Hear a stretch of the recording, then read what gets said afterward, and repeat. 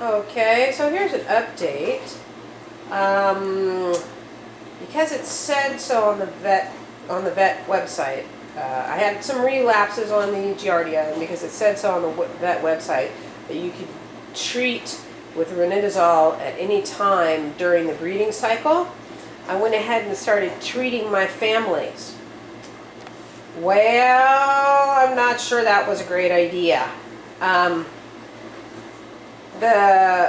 This family, this is Phantom, and you'll notice that his lady is not in here and his babies are not in boxes.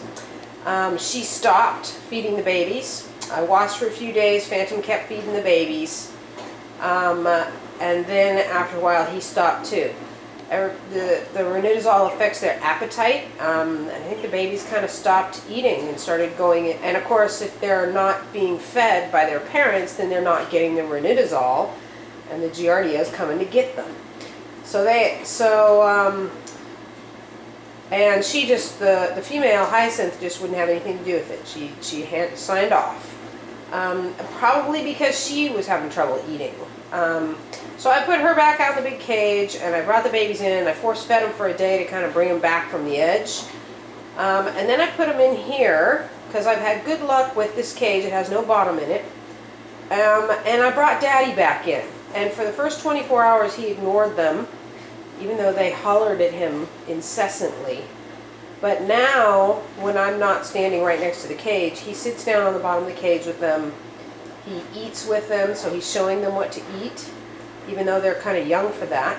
And I'm supporting them by giving them fluids with both medication and electrolytes in it, because they got pretty dehydrated. They're both very thin, their little breastbones are sticking out, but they're moving around and they are eating. They're learning how to eat. So I'm just going to keep them hydrated and let Dad take care of business here.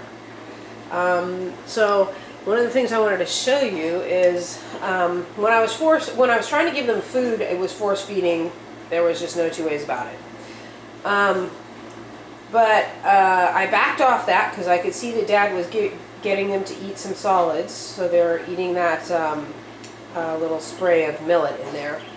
And so I've just been giving them fluids. The darker green one seems to have learned how to drink out of the bottle over there, which also has medicated water in it. But the light colored one that matches Dad is still not really drinking on his own. So I'm feeding him. I'm giving him water with electrolytes in it.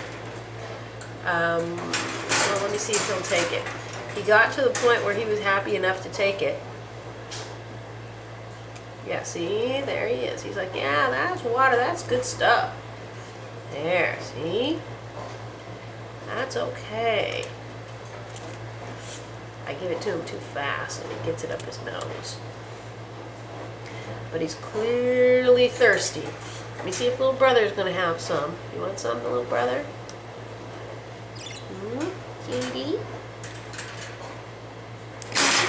Oops. And the interesting thing was, Dad was not feeding these babies. But the minute I started getting in there and feeding them, he started doing it too.